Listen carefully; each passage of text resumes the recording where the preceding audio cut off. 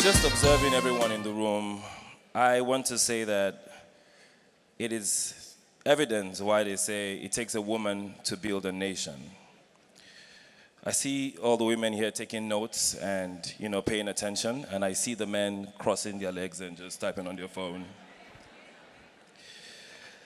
I'm so energized about the future of Africa because it's in the, be careful, because it's in the hands of bold, innovative, and enlightened women.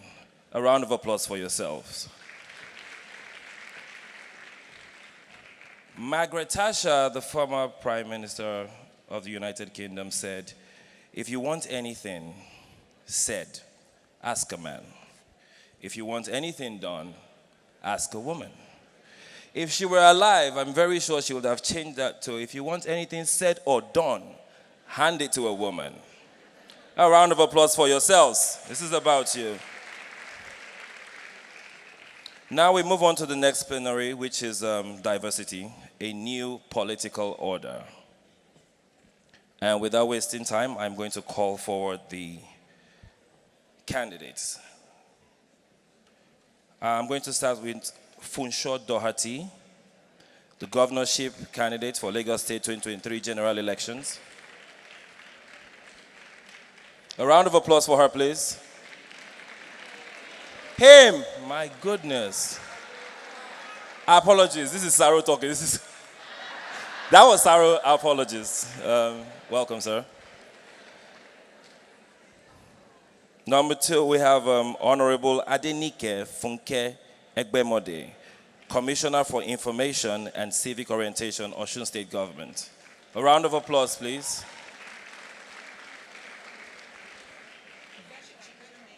Well, that's virtual. And we have, I hope I pronounce this right, Aya Jonathan. Ia Jonathan. Bless you, man. Candidate, House of Representatives, Kwande Osungo constituency, female candidate. And we have Ambassador Nkoyo Tuoyo, co-founder, Gender and Development Action. A round of applause, please. That's virtual too. And now we have Olubankole Wellington, a musician, a filmmaker, entrepreneur, politician, and philanthropist.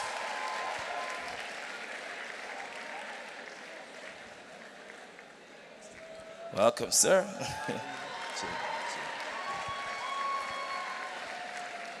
And to moderate this session, the moderator, we have Aisha Augie. Aisha, please pardon me. Aisha Augie, strategist and creative artist.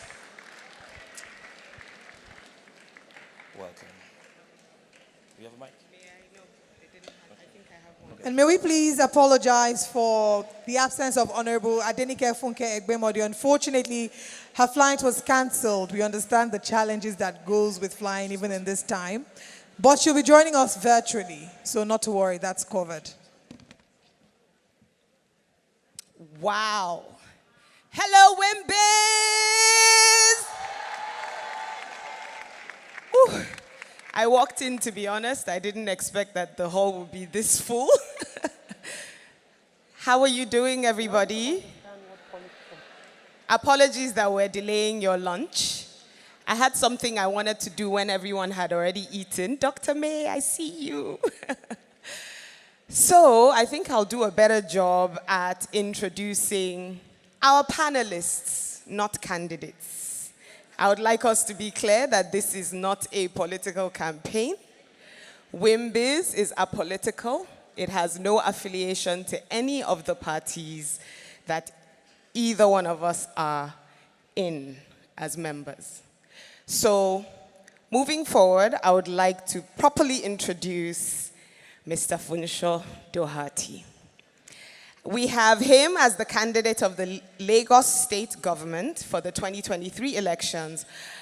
An accomplished professional with a distinguished record spanning 3 decades, holding a number of positions in leading foreign and local firms, including Goldman Sachs, PNC, KPMG, ARM. We can go on and on. There's so many lists of things he's done in the private sector.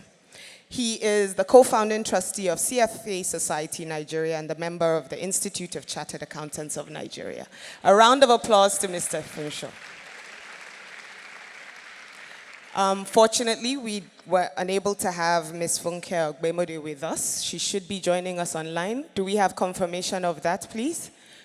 So we have Mrs. Ogbemode, who is a widely traveled Nigerian journalist, author and advocate of media excellence with over 30 years of experience. A round of applause for that, please. She's a respected and trusted professional who, until date, has been the only, ladies, the only president of the Nigerian Guild of Editors who has been elected into office unopposed for 2 terms. She was nominated by the United States of America to cover its midterm elections in 2006, and she's obviously an award-winning editor, columnist. And welcome, Ms. Ogbemode, if you are online with us. Oh, I can't see directly behind me. Welcome. And we have Mr. Banky Wellington on my left.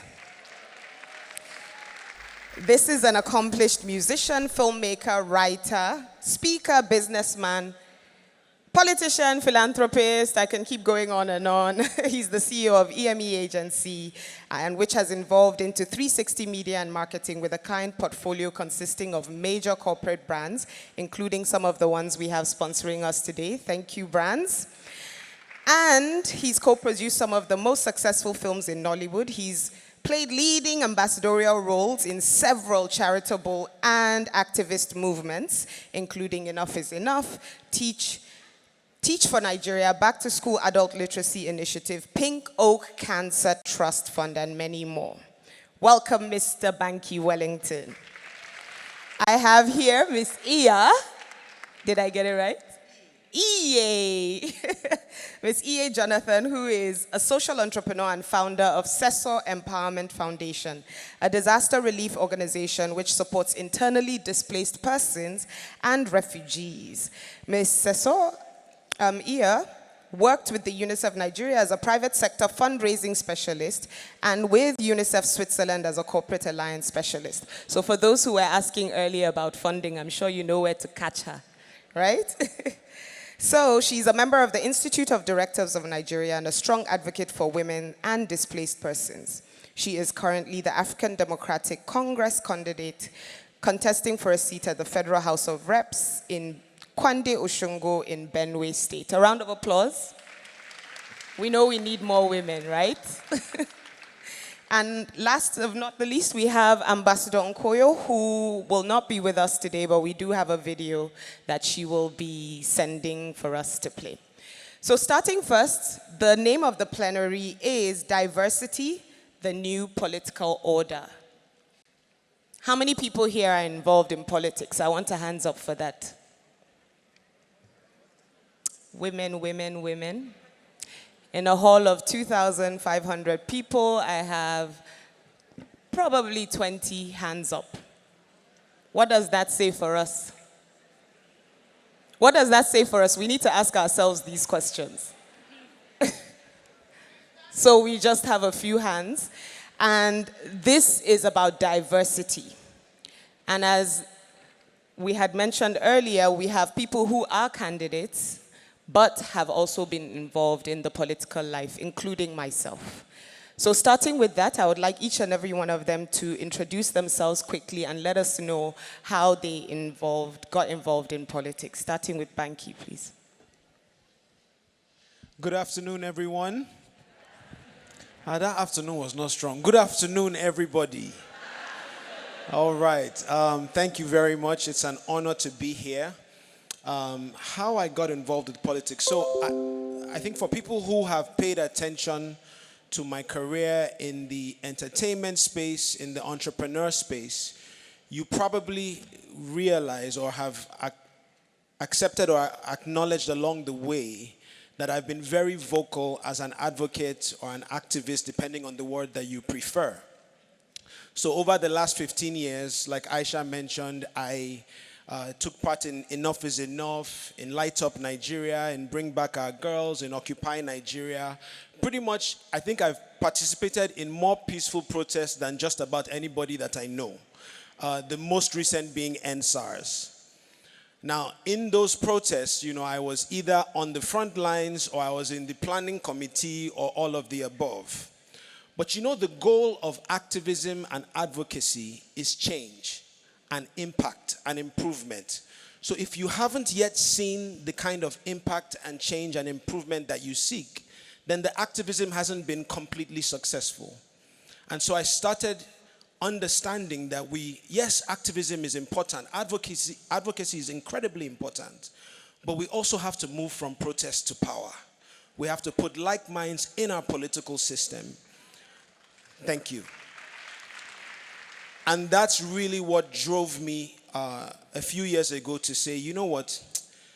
If me, with everything God has blessed me with the following and the audience and the success and the businesses and the young people that, he's used me as a stepping stone for, if I can't use all those things to try and get into the system to change it from within, then who am I waiting for to do that? I believe very strongly that the problem in Nigeria is from the top down, but the solution is from the bottom up. So we have to start from the bottom.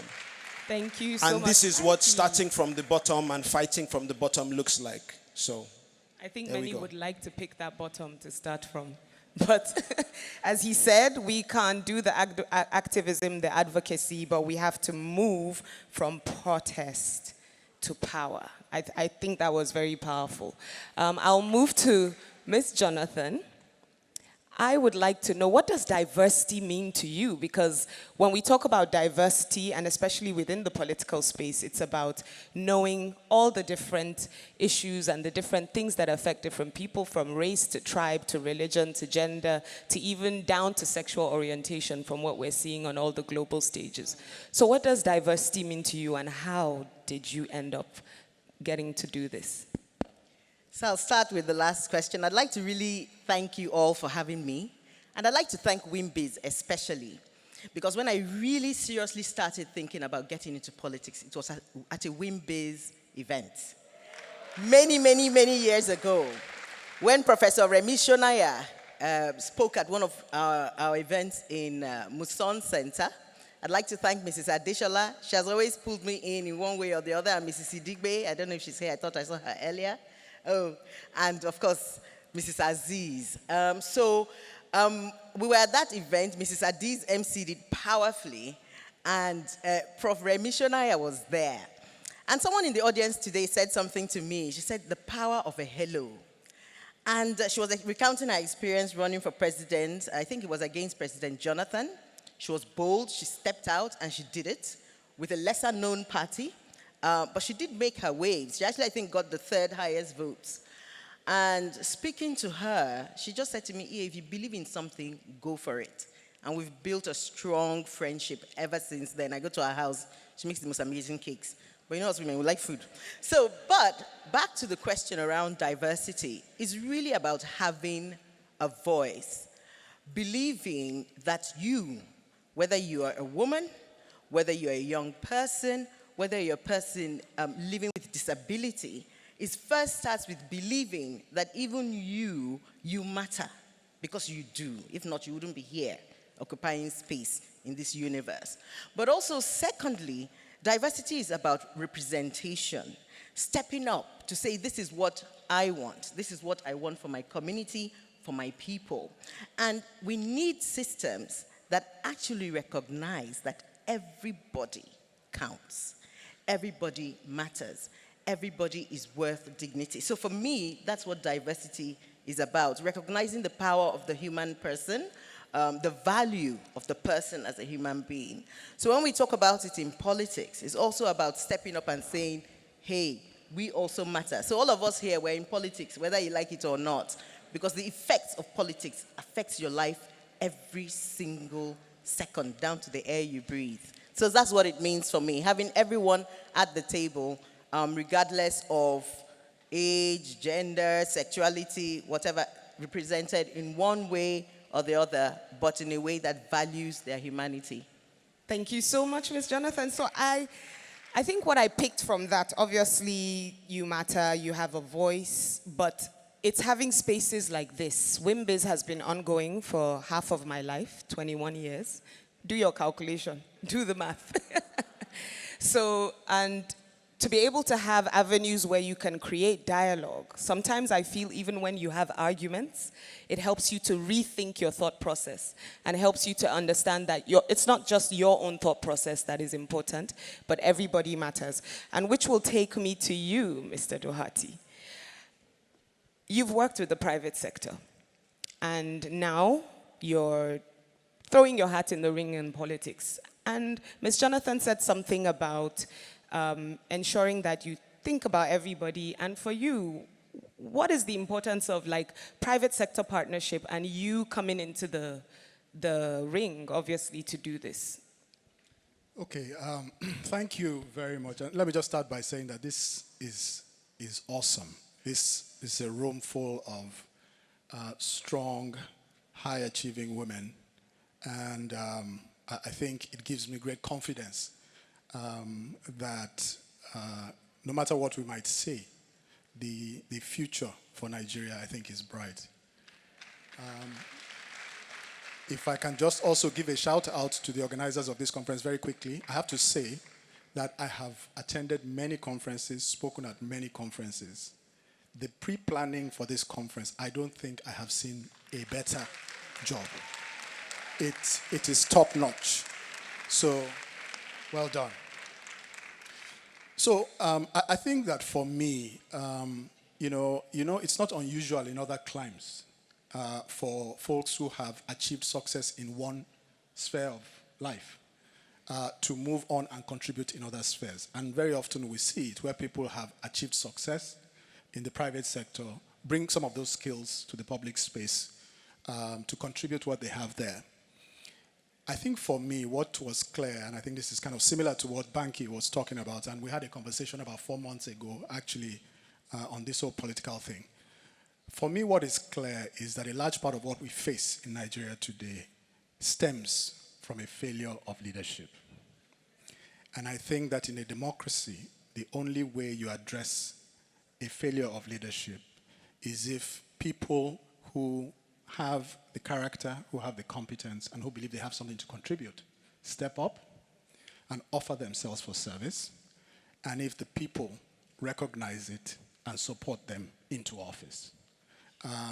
That's the only way in a democracy. And so I think over time, it became increasingly clear to me that one of the reasons why we have the high apathy that we have amongst voters in Nigeria, apart from the fact that many of them feel their votes will not count, is the fact that sometimes they don't feel they have enough options to choose from. And if you feel you don't have enough options to choose from, then you might make a very rational decision to stay at home and not come out to vote. So for me, this really is the thinking. I have about 30 years in the private sector, and I just feel that given where we are as a nation, I and others like myself have a responsibility to step up, to offer ourselves to fill that gap, to demonstrate what we believe we can contribute, and then to let people make the choice. Thank you so much. I'll still come back to our private sector partnership with government after when we come back. But thank you so much for that. As he said, offer yourselves. And we must be open as citizens to accept those who offer themselves to us too. I think that's very important. I would like to call on our journalist, Ms. Egbemode. Are you online? I'm here. Yes, hello, ma. Hope you're well. Good afternoon. Good afternoon. I can't see you, so I'm imagining your face right now. Oh, there you are. Hello. So, Ma, as a journalist, right, we're hearing the different experiences of our panelists on stage, telling us why and how they've joined the political space. And for you, as a sitting commissioner, right? As a sitting commissioner, and a journalist, because I think one of the major issues we have today with especially the projection of diversity in the political space, the media has a very strong part to play. So how did you get involved and how did you end up becoming the commissioner in the state that you're in? Thank you. Good afternoon, everybody. And it's an honor to be part of this platform. And I must also say that the pre-planning has been out of this world. WIMBIS didn't leave anything to chance, and I say kudos to the planners. So how did I get into politics? I'm a politician's daughter. My father was a card-carrying member and an executive of the Action Group, but I just watched that growing up. I am a journalist, and since the late 90s, I've been writing political commentaries. So I've always played on the sidelines, telling politicians, political office holders, what they're doing right, what they're not doing right, and what we generally as a nation should do differently. I've also put together a book and invited colleagues and also politicians to be part of that. It's called The Conversations with My Country. Then in 2007, I went to be the special advisor media to the first female speaker of the nation, Right Honorable Foluke Ete. And that was some kind of baptism of fire, seeing, being on the other side of the table, seeing how politics is played at the National Assembly. And after that, I returned to my beat, to my first love, which is the media. But right now, I'm the Commissioner for Information and Civic Orientation of the state. And when I was called to serve my state, Osun, all I wanted to do was just be a media manager of government. But at the first council meeting, the governor said, everybody must go back to their constituencies and play their roles and hold their constituencies, all their words, all their units. I continued writing because that was my job, to just take notes at the council meeting. And then the governor turned to me and said, Funke, that includes you. And I was shocked because I'm not supposed to be holding words and unit meetings and all of that. But because the governor added that to my portfolio, I had to do it. And I've enjoyed it. It's been very interesting. I found out that holding political office is a lot of hard work. And when I tell people that it's the hardest job I've done since 1989, when I became a full-time staff in a newsroom, people find it difficult, that the media is very difficult, but I've enjoyed it. Now, old ward meetings, I coordinate women, I coordinate men. I know where the political leaders in my constituency are. I'm in contact and I'm in touch with my roots, and I know what to do pre-election, during election, and all of that. So I see myself, I call myself an apprentice politician, but the politicians here don't think I'm an apprentice. They think that I'm already a politician. Right now, I chair the executive committee of a group, a political group called Akoni Obìnrin Ọ̀ṣun, which means the Ladies of Valor, the Osun Ladies of Valor, is mandate to ensure that women come together, women come out more, women take better part than just being cheerleaders and clappers and dancers at political events and rallies. Ours is to put people together, men and women, especially to bring women out of the kitchen, out of their businesses, and get them to get involved in what we are doing. This is how this is my short or long a journey Long story short, into the yes. political space. I'm sure Thank we'll you. be able to get to hear a lot more. Thank you so much, ma'am. And you did mention something. You said it was one of the hardest jobs you've had to do. So I'll probably come back to that if we do have time. Unfortunately, our time is very limited. I think right now, do we have the video by Ambassador Nkoyo? If we can play that, in the meantime, I think all of us should really think and see that each and every one of these people had personal experiences that led them towards making that change and thinking, okay, I need to get involved in one way or the other. And when we're talking about diversity, it's not just about women, you know. It involves each and every one of us. You have, for example, today, you have the disabled saying, I do not want to be called disabled. I want to be called people of determination. And that's because this allows them to see themselves as they want to be seen. And if you, as someone who's creating a policy, does not understand that, it's a problem for them because they want to be determined, they want to do these things, and we have to have the right kind of policies that would protect them. So going on that, can we have Ambassador Nkoyo's video play now, please? In order to understand what politics of diversity means for Nigeria, we also need to appreciate what it takes to address it. How can we, as participants in politics, address all the ways in which people differ in the Nigerian society? How do we encompass the different characteristics that make one individual or define a group as different from another? Such characteristics could include their relevant experiences, age, state of origin, religion, disability, sexual orientation, socio-economic standard, education, marital status, language spoken, ethnicity, religion, and even their physical appearance. While these characteristics exist, all individuals affiliate and carry multiple identities.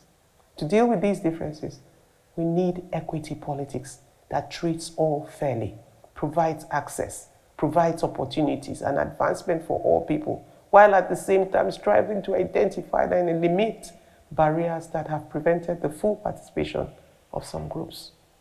In order to advance equity politics, we must take into account the paramount place of justice and fairness within procedures and processes of institutions or systems, as well as in the distribution of resources. Advancing diversity or equity politics requires that the Electoral Act, which is the enabling law for politics, also addresses the root cause of political disparities, such as within political party primaries, where money determines who gets what position, and takes active steps to change where those barriers exist. Thank you so much. A round of applause for Ambassador Nkoyo, who sends her regrets. Unfortunately, she was unable to be with us live. And you see, she's asking a lot of questions. And the honest truth is, each and every one of us have to think about these questions as if it is sent to you, not just your representative. Our representatives are there to represent us, and they are working for us. And without the right kind of people telling them what is needed, it may not be a great representation of what we need. So I would like to throw this to Banky, and my reason for this is she talked about diversity and the differences of people. And in your bio, you've done so many things. I'm sure you get people asking, like, what exactly do you do? Kind of situation. So for someone like you, who's diverse in even their own lives, career path, how do you get involved more and make people understand that this is important for us to have these kind of experiences? Okay, thank you, Aisha. That's a really, really great question. So I'll tell you two things that happened to me that kind of struck a chord in my heart and in my head. The first one was during the 2019 elections when, we were at the Collation Center. And, at the time, I was running on an independent party platform. And so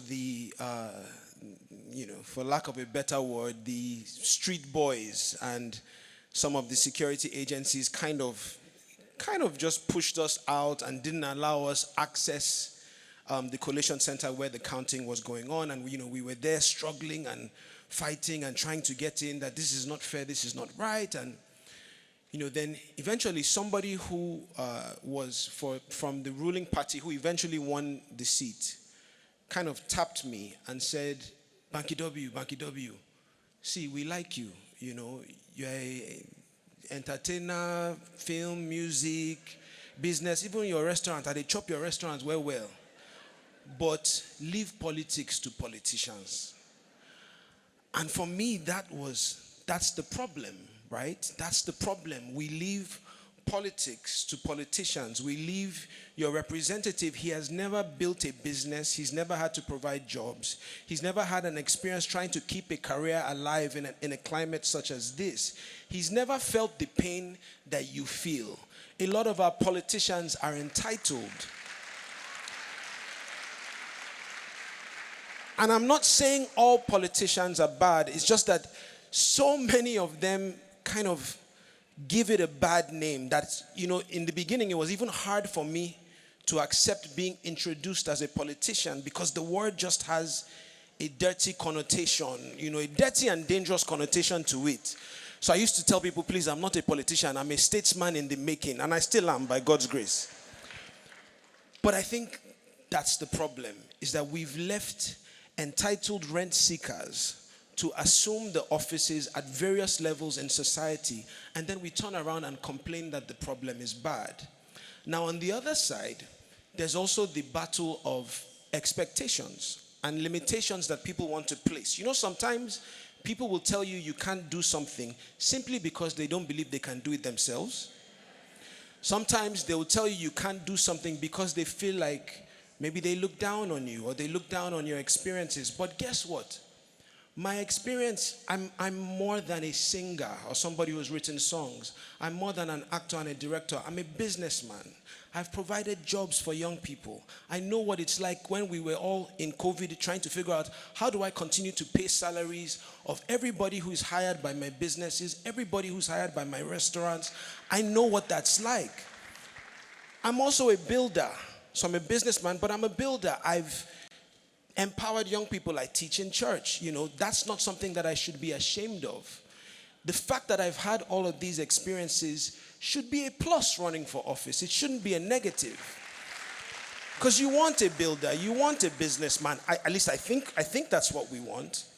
And I think so part of it is battling the expectations that people have and the limitations that people naturally want to put on you because of whatever preconceived notions that they have. Part of it is the entitled people that we've allowed, so that it now seems like, it's this family or this person or because of, the government of Nigeria is nobody's personal inheritance. Well said, Mr. I think Bad. that it's, and I'll close by saying this, that changes when the people in this room decide that it changes. So not everybody will run for office. And I know we don't have a lot of time, but let me say this. Not every one of us are going to come out in front of the line and stick our necks out. But every one of us need to come to a consensus, an elite bargain that together we will put Nigeria on the path to growth and development. And that means if you are not running for office, please find somebody to support. You can donate, you can volunteer, you can encourage, you can even just use your social media to repost that person's messages. Excellent. Because we know what we are fighting against. Thank you so much. Sorry. To show you how Banky is super passionate about politics and where he is today. And I think we've all learned a lot from that. I will give a personal story. I ran for House of Reps in 2019. And I was the first female to ever try. Shout out me. In my constituency, but it's not something to be proud of. It breaks my heart every time that I have to say that because I believe this should have happened years before. And I know what I experienced. And for me as a photographer, I'm a creative, I'm a communications person, but I identify a lot more as a creative. And I didn't think creative people had anything to do with politics. That was my initial, I don't want to call it stupidity, but ignorance, right? Where I believed, what should a creative person be doing in politics? But one thing I realized when it was time to tell those stories, when it was time to campaign, when it was time to get the people, you look for all the creatives. They design the logos, they moderate and do things like that. But when it comes to the core politics, we were told you shouldn't be there. So I want to send this to you now. I'm giving the men an upper hand since we're two. How many men do we have in the hall? So I'm giving the men the upper hand today, just a little bit, for the sense of equity. So, Mr. Doherty, as a technocrat, you have a lot of people that say that, leave the politicking to the politicians. So I want to bring back to what I had mentioned earlier about, the intersection between private sector and public. What are your thoughts on that? Thank you. So I think that, look, what we need is leadership. That's what we need. Now, wherever we find good leadership, let's use it. Now, you see this notion of you are this, you are that, that is it is the argument of those who would use that space for their own selfish purposes. And we've all seen it. And, the more we enable that, the more we are ceding that space to them. And they love it. So this idea that you're a technocrat, leave it. They love it. But you know what? I say that, first of all, private sector and technocrat are not the same thing. They are not synonymous. So that's part of the argument, the false argument. When somebody says you are coming from the private sector, so you are a technocrat. Many of us here are in the private sector. Many of us are in large organizations. We know that it is not usually the technocrat that becomes the CEO of a large corporation. Is that true? The technocrat, they have roles where they end up. When you want leaders, when you want general managers, when you want people who manage organizations, manage systems, understand people, understand visions, that is when you put people in the leadership in the private sector. And what are the things that those people, what are the skills, what are the traits that those individuals demonstrate? Vision, courage, character, empathy, the ability to carry people along. A sense that the office and the seat that they represent is a trust for certain people. It could be the shareholders, it could be the employees. If you run a large organization, it could be customers, it could be hundreds of thousands of customers. I ran 2 pension businesses, collectively millions of customers, right? So you are in a position of trust. And what is a public officer? A public officer is a fiduciary. Somebody who sits in a seat, occupies that seat for the benefit of the people, and exercises that mandate in the interest of the people. And most of you in this room will agree with me that in most cases where we've seen failure of leadership in the public space, it is not, most of the time, it's not because of a lack of intelligence or a lack of competence in the smart sense of the word, but it is a failure in that aspect of character, that aspect of discharging the public trust in the way in which it ought to be. And so to me, that is what we need to look out for wherever we find it. Wherever we find it. And by the way, we are not reinventing the wheel. This is what happens in other places where we have borrowed this democracy from. Yeah. So let's just conform. Well, thank you so much for that. I think that deserves a round of applause because it tells us to learn and see how do you get the promotions, how do you decide who leads you, as a firm. If the board of trustees sit down today and decide who our leader is, I think that comes to the word that both of you have actually said. You've said we allow. Whenever you're speaking, the leaders that we allow, the people we allow to lead us. So I'm taking it now to you, Ms. Jonathan. You've done a civil society work from what I had read in your bio.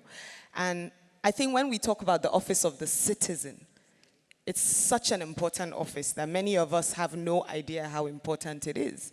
So what is the role, like civil society and the kind of work that we're doing, how does civil society also impact policy making to ensure that we do the right thing?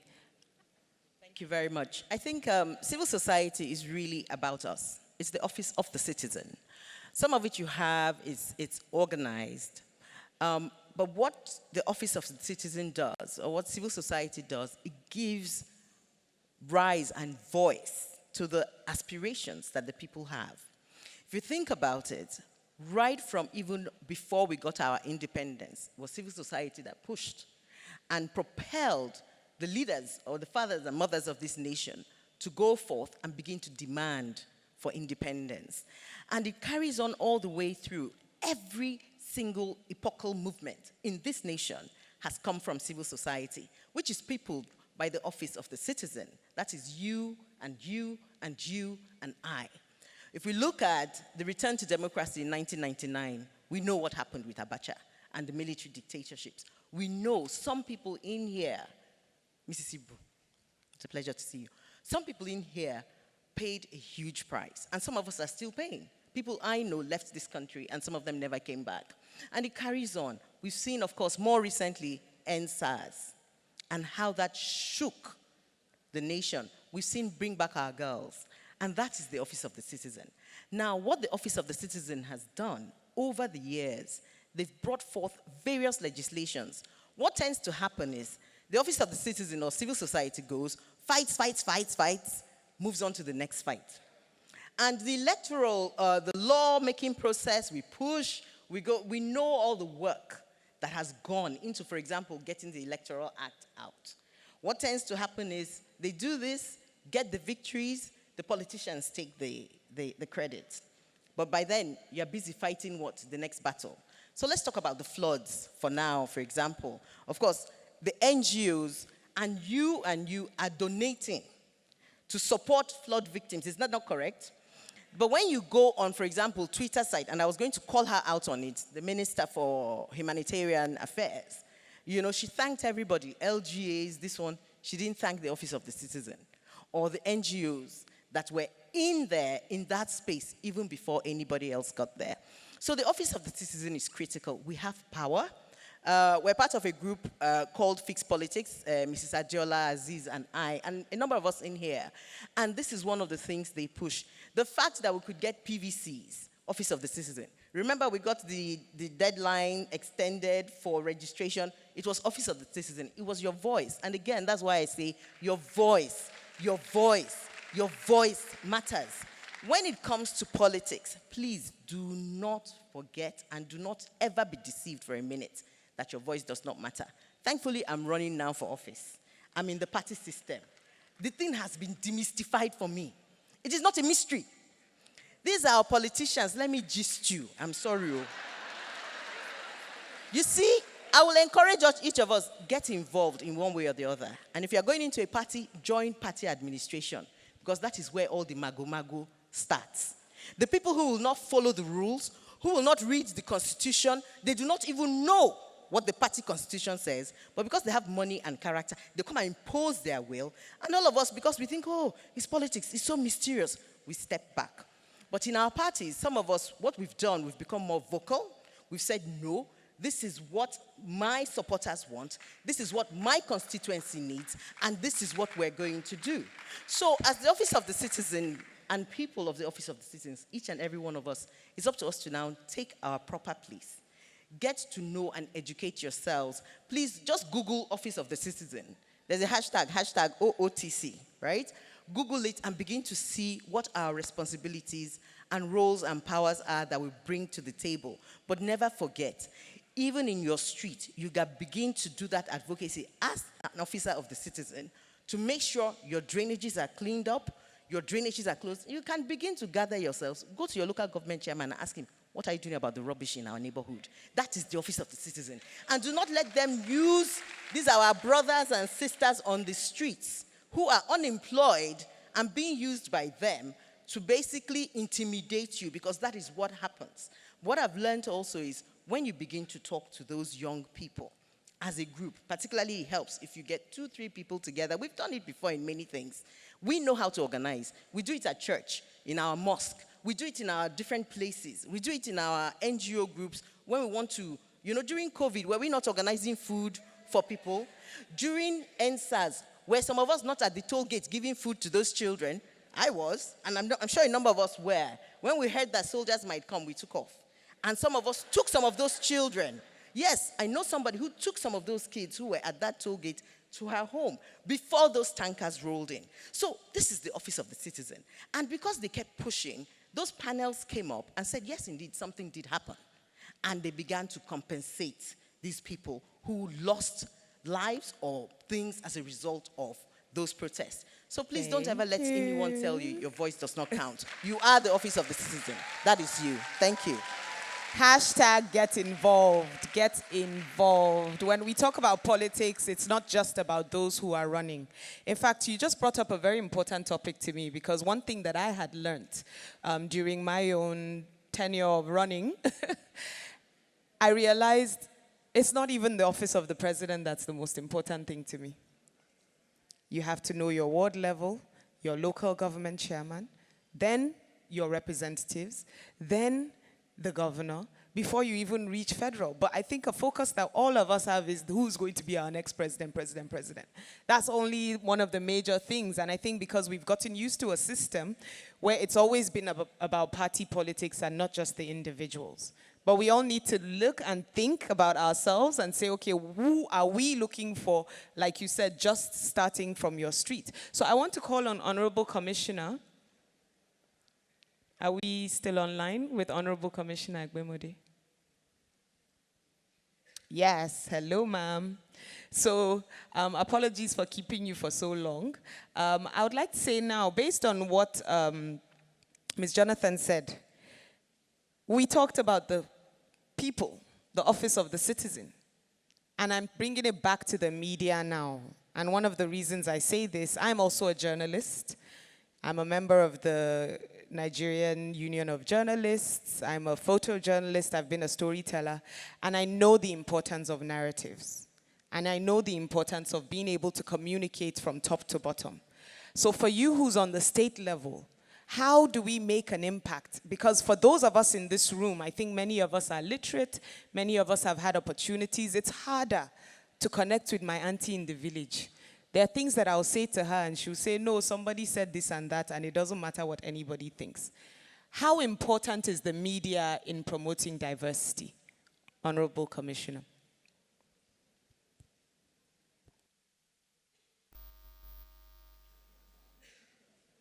We don't have her sound, please. I think you're muted, ma'am. Can you hear us?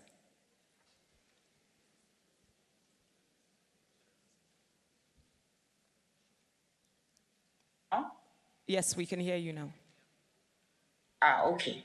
Now, the journalist is someone who is like a bridge between the office of the citizen and the office of the public political office holders. It's very important that we stand our ground. We do our duties because we have a role to play in keeping the nation together, in keeping the people informed. For instance, can you still hear me? Yes, we can hear you. Yeah. I have, for instance, always, since the late 90s, in my days in Punch, till I became Commissioner of Information in Osun, I've always spoken up about policies, politicians, and their politics. Because if we in the media keep quiet, then things will go wrong. Of course, when we speak too loud, there is always that that accusation. They come after us and say that what we are doing is threatening the national security. We are giving too much attention, too much space, too much airtime to certain set of people that we shouldn't. Once we are not doing what profits a particular section of public office holders, they come after us. But you know, that is what is exciting about being a journalist. The fact that you can ruffle feathers, the fact that you can keep your public office holders, you can keep them up at night, you can give them something to think about, you can make them realize that the decision that they just took is going to affect a lot of people, and you are not going to keep quiet while they get away with blue murder or any kind of color of murder they are thinking of. it makes us very powerful, and we must never lose sight of the fact that as media practitioners, we have a role to play to continue to ensure that there is a balance between those who want to do benefit or suffer from what choices they make. As Commissioner for Information, it's my job. My office is also the Office of Civic Orientation, to enlighten people, to educate people in my state, whether they are women or men, so they know what is going on, why did the government take a particular decision, and to ensure that people do not just take a decision emotionally. There's a lot of emotional decisions we're taking in Nigeria. There is a lot of things that we leave to chance, that we tell God to take care of it. There are things that God will take care of, and there are things that we must take care of. Hello? Yes, we can hear you. Seems like I'm lost. No, you're not. Can you still hear me? We can hear you. We can hear you. But I just have just a couple of Aisha, seconds. Would you like to round up? Can the hall still hear me? Yes, we can. We can. Okay. We can. All right. But we just have so a few seconds for you to round up, please. We cannot continue to... Okay, looks like we've lost signal. I think I'll just say my take on this, and that's why it was very important to have diverse people. Ma? The citizen, we cannot, but we cannot allow the politicians to continue to do their politics in a way that does not benefit us. Like Banky said, we cannot leave politics to politicians. Some people have decided that politics is a business. There are those who have decided that politics is a job, that they are professional politicians. There's no such thing. It's either you are unemployed, unemployable, and you just stroll into politics. Those are the people that think that certain things must continue to be done in a certain way, even if it hurts the polity, even if it hurts the people. We must continue to write, talk about what is going on around us. Thank you so much, Ma. Can Media you hear professionals, we have that major job to do. We must continue to educate our people. We must continue to educate our people, so that, especially for women, can someone write to her on? Can you hear me, ma'am? Lay back. Yes, okay, I can hear you. Yes, I was saying we don't have that much time, so we need to round up. And yes, it's actually been quite exciting. The time has passed faster than I expected. I wanted us to have a mini argument. But I think this is what I was trying to say, that when we talk about diversity and being in the room and having representatives that understand the different aspects of society that affect us, I think we're looking at one thing, having the right kind of people that understands that everybody is different and we have to all be represented. And then two, having the right kind of people that will step up to take these things on and push on other opportunities. I know we did have a video concluding by Ambassador Nkoyo, but I don't know if we have the time. We do not have the time because we still have to have a Q&A. Yes. So for the Q&A, if we have, let's say, how many minutes do I have for Q&A? So I think the time has really, wow, you guys are wow, by the mic so already. Fast. Oh, okay. They're running proactive. Up. Okay. Hello, Lisa. So I think we just take 2 questions, but very brief. We have 2 stands, 2 microphones here, so let's use one of them. We take 2 questions, but very brief and precise. Please. Thank you very much. Good afternoon, everyone. It may not be as brief as you want it to be. Wow, but it has to be. Wow, it has to be. Wow. Okay, so people are. My name is Joy Wanne, and I'm asking this question on behalf of my sister. A lot of things that have been said today. Mr. Dohesi said people have to step forward. We've also reiterated that. Now, she's done a lot in Port Harcourt in terms of environment, and she's just phenomenal. I'm in awe of her. Her name is Wande Afuneli, and I hope she gets to meet you in the House of Assembly, Banky. Okay, so she's running for House of Representatives, and there's no funds. She doesn't have the money to fund this ambition. And I can tell you for a fact, if you go to Port Harcourt and you mention Wande Afuneli, you would know one person who knows her because she's talking on the radio and she's doing a lot in terms of activism in the environment. So I want to ask, is there any platform where people can, or is there any way that we can finance women who are in politics? If we look at the numbers, this year there are over 4,000 people running for House of Rep, but we have only about 300 or 400 women in all of that 4,000. So how can we help women to be able to vie for office? I see Banky W everywhere I go in Lagos. We need money. Please, we need to wrap it Thank up. you. Thank you so much. You're passionate. Sister, have some please, people me too. come I to need this side. financing, oh, please. Lisa, we need to get your It's question. not easy. I know where it's pinching me. I beg. let's go to. Yes. That's a brilliant question. So we're going to take the questions and then everybody would answer, but let's just finish up with the questions quickly. So for everyone, the person on the microphone right now to my left is Lisa. She's from Jamaica.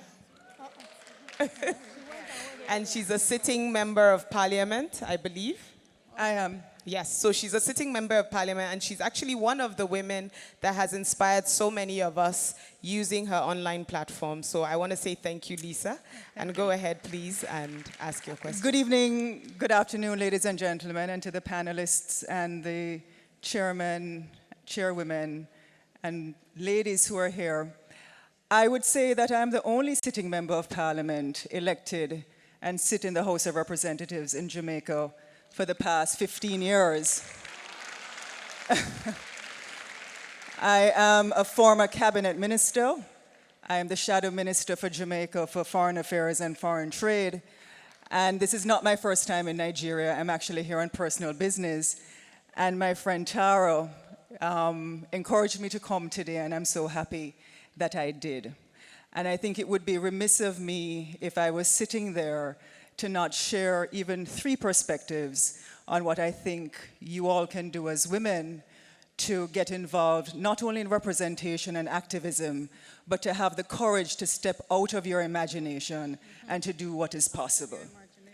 So the first thing that you need to understand about politics globally, whether it is in the largest economy in Africa, which is Nigeria, with the largest global youth population in the world, is that it is a blood sport, metaphorically.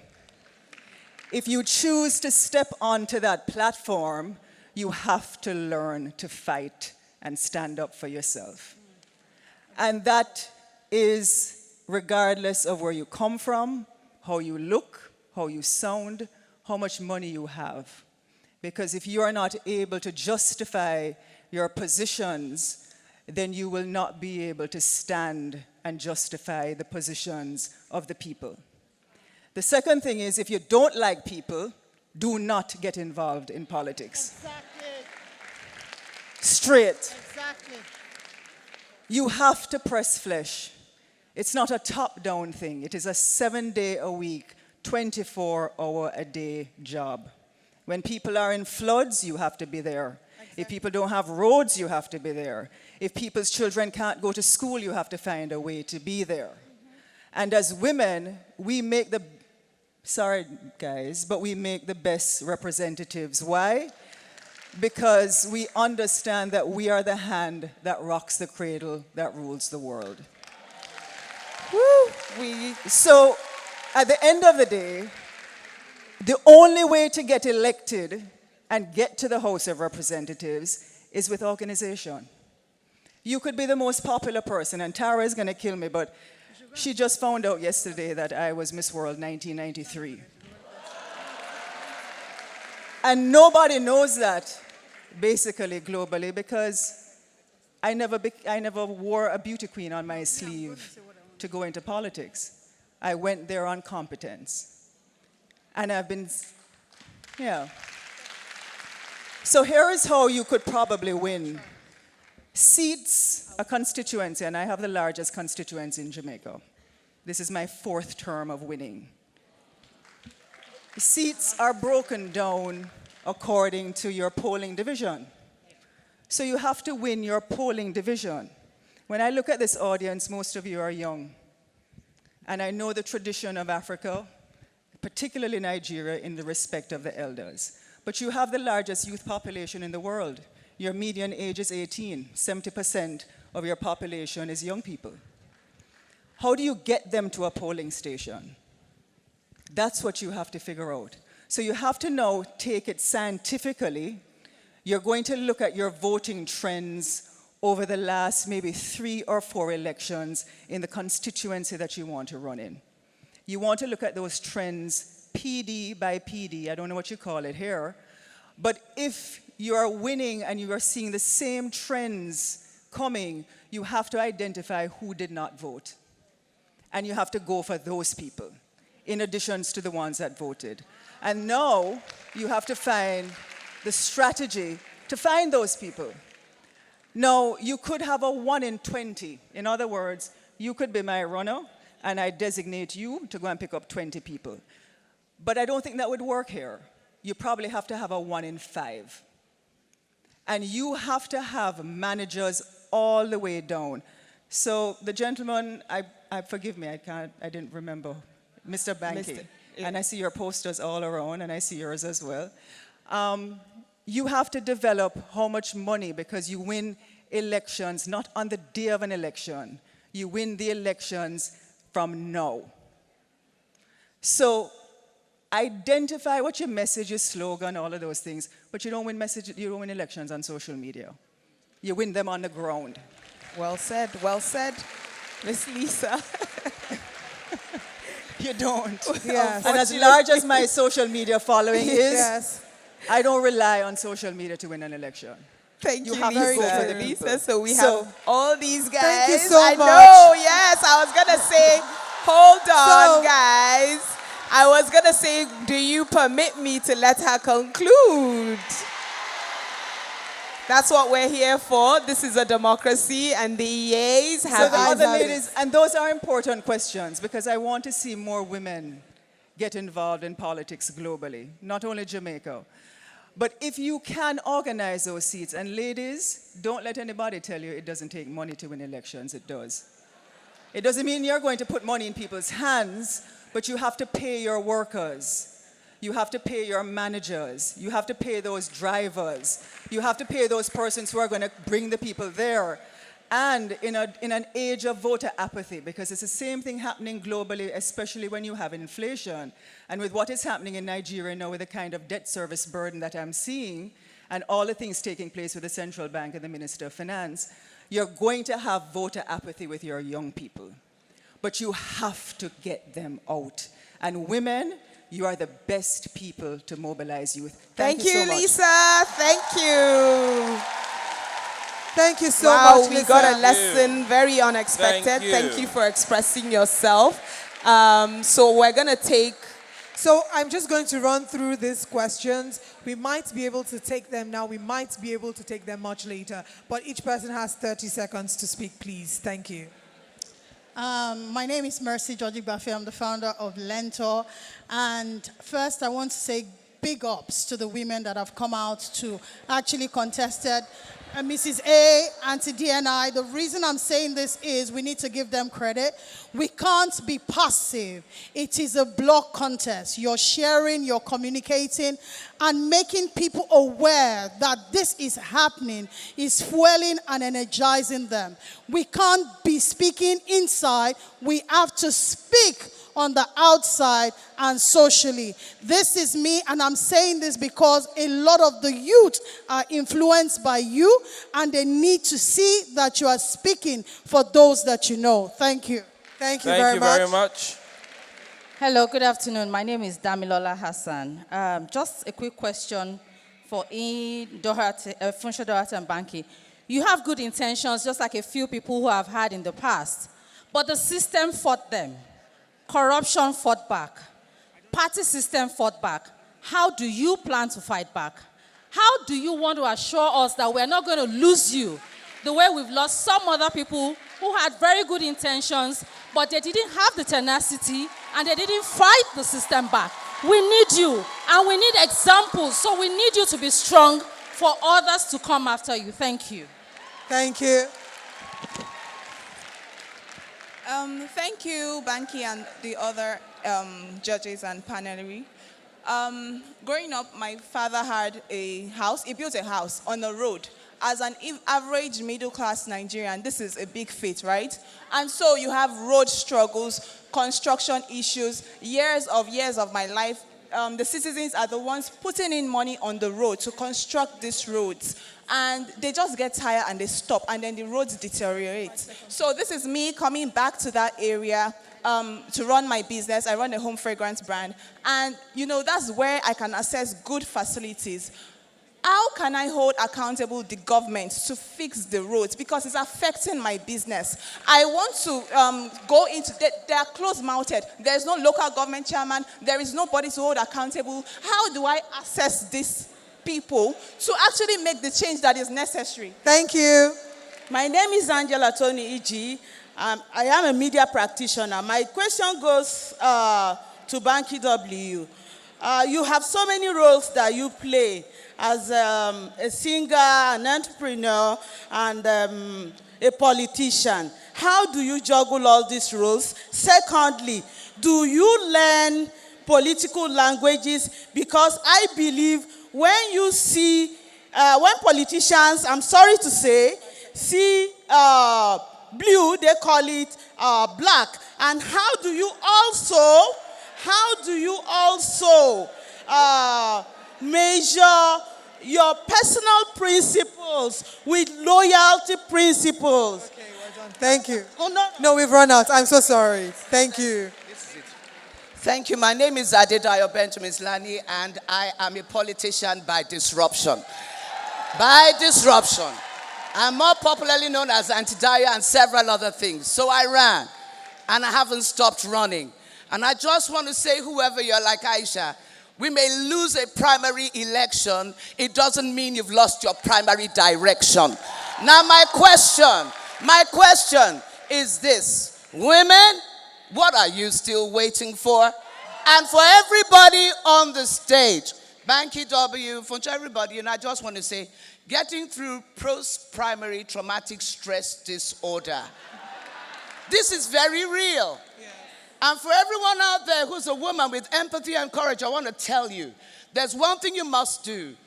Don't walk away. Keep showing up. Stay in the room. If there's going to be one voice that must go out, let it be your voice. You are a constituency.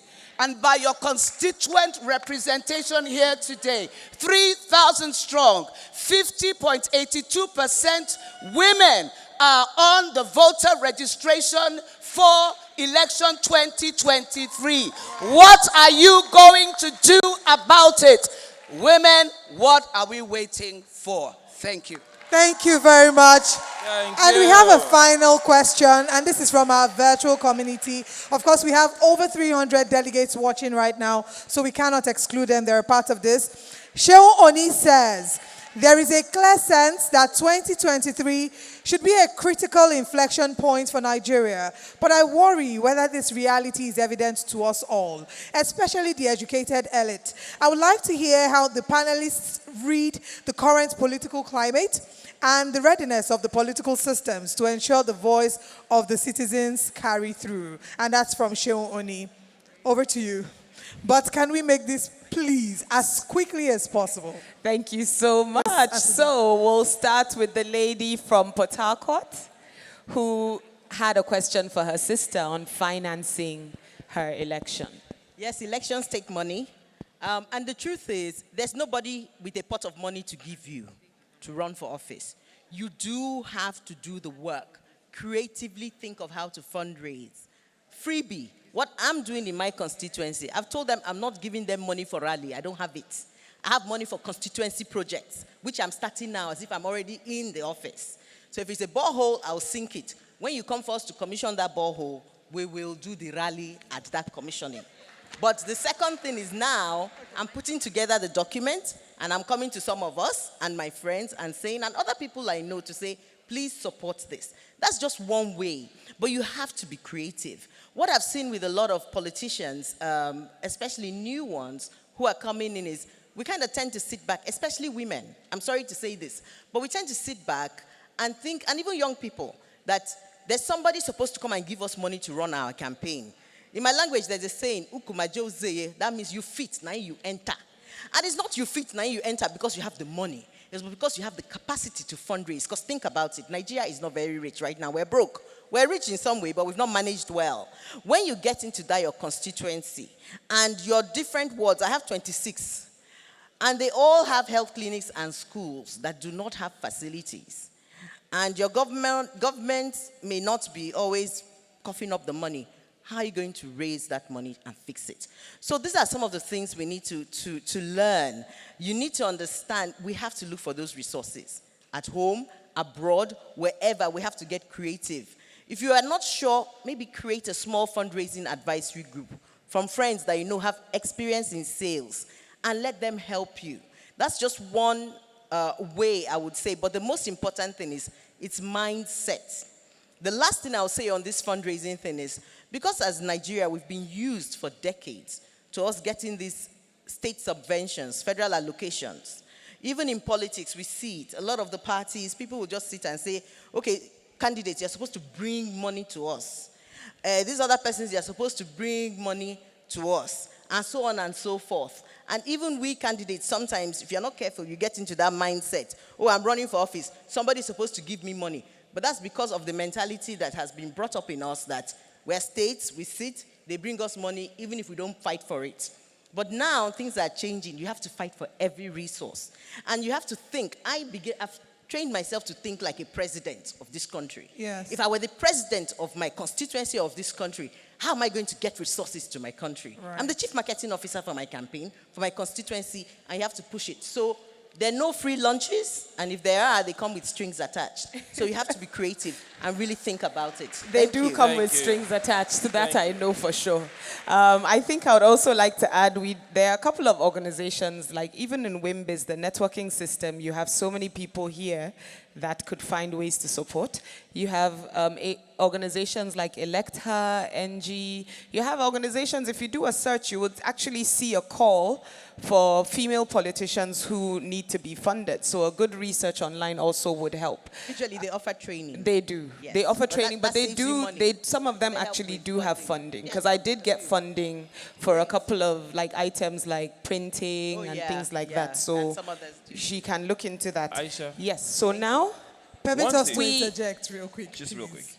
So at this point, we are thoroughly enjoying this panel session, but we have to move on. But what we're going to do is give the remaining panelists who are yet to speak some time to maybe take their closing If we remarks can quickly and then conclude. answer as many questions as they can. Say in 2 minutes each, please. Thank you Yes. so much. so we have Mr. Doherty. How do you plan to fight back? So thank you. I'll take this question, which is the tenacity question, and then my read on 2023, and I'll just charge those of us sitting here. So this question of tenacity, I think, is central, because it's one thing to know what you want to do. It's another thing to have the courage, the staying power, the grit to get it done. Those of us you see on this stage, as Dio said, we are post-primaries. There are battle scars on all of us. On all of us. The battles we fought, we can't speak them in the public space because, what others do to emerge, many of the times we don't want to do, so we have to fight in a guerrilla kind of way to accomplish what we have, and we have.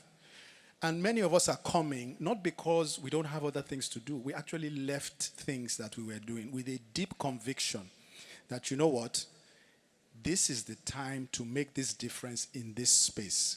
And we have committed, we have... we've left a lot to come and do this. And so the idea that you would do it and not give it your all, that you've given to other things in which you have been successful in the past, I think is not something that certainly I would think about. And I think that if I want to assure everybody in this room to understand that the charge that I'm taking into this battle for office is not, and the mantle that I'm taking in, is not one that I'm going to lay down. It will have to be taken from me if it's going to be taken, and over my dead body.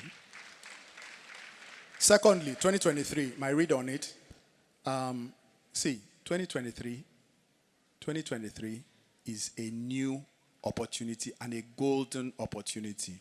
This question of apathy, can it be different? Look, we must not fall for that trap. All of us in this room must not fall for that trap. The new electoral law has given us a gift in it with the introduction of technology. It's a gift. You and I know, many of us are in the private sector. There are things you might try to do for decades and not accomplish. And the day you introduce technology, within a week, you get it done. 2023 is going to be very different. What we must not do is sit on our butts, forgive my French.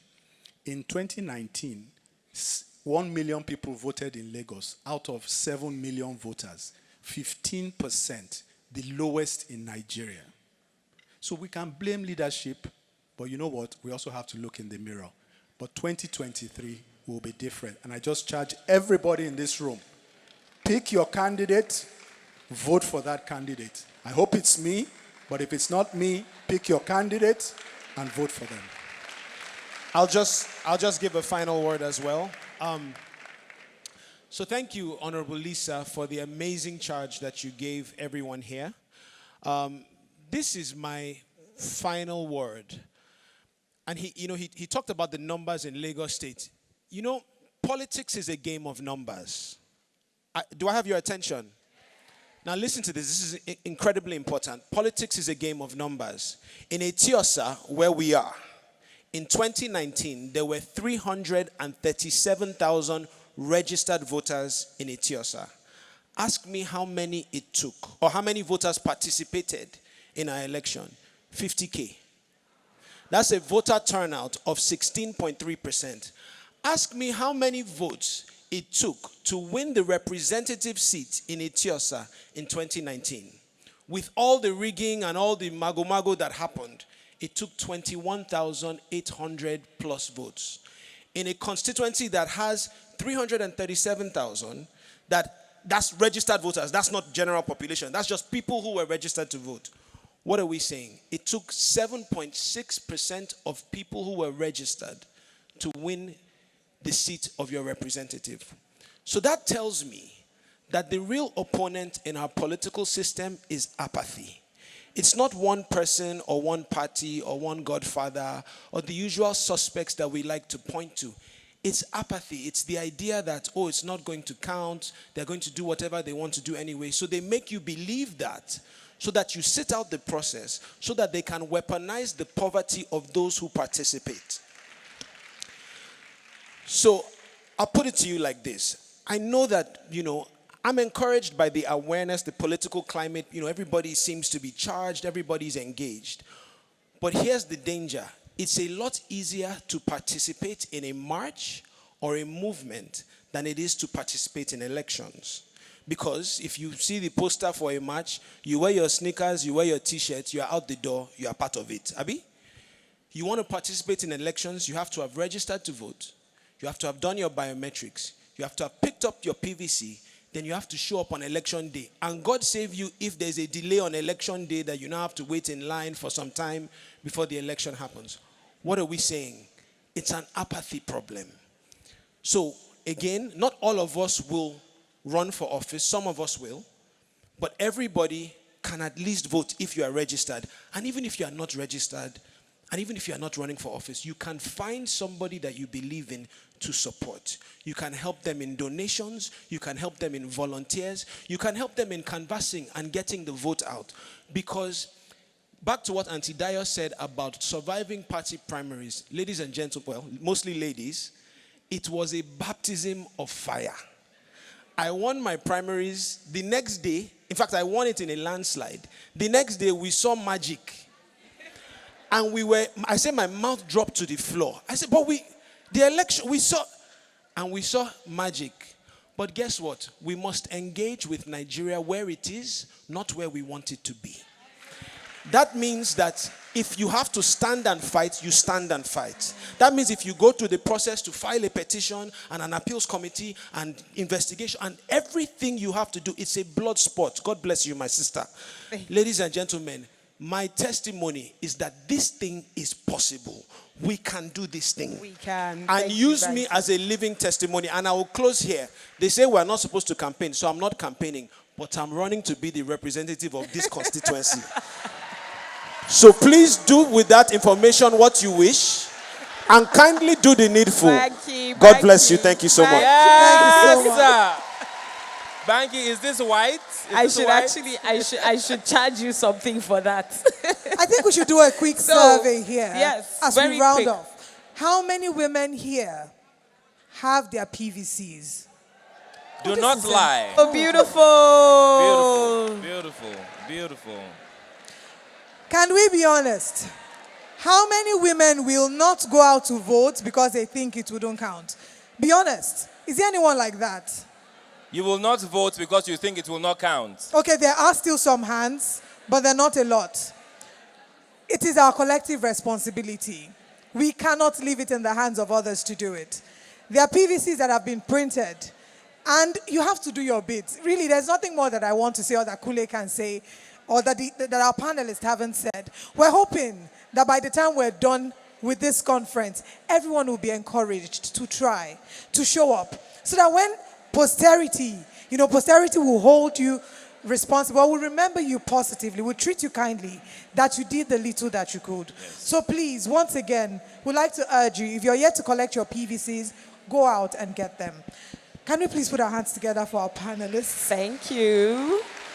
I think we will please. be having a photo session, but Yes. she just wants to highlight one thing in 30 seconds, and one I very count down important now. thing. The fear of violence at the polling unit is a real issue. So please, let us also evolve strategies for that. There are some NGOs working on this, but as women, we can organize ourselves as groups even before the elections, and maybe go to your police station and insist that we want protection, and make sure that we begin to build those relationships before the polling day, so that if people come around, you can actually fight that. Lastly, maybe WIMBIZ and some of the other NGOs could actually come up with some ideas to work together to also push for safety for women and for other voters at the polling unit. It's incredibly important. Thank you so much. My name is Aisha Ogi, and we conclude on this session. Can we please put our hands together for them? Thank you very much. Did you not enjoy this session? Did you love it? I honestly wish that we can continue with this. But I'd like to call on Ms. Kemi Ogunyemi, the chair, Women in Politics, to come up.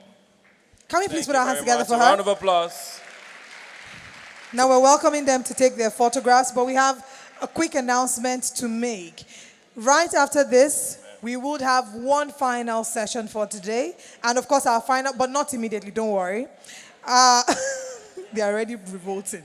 Our final session, of course, will be the deep dive sessions.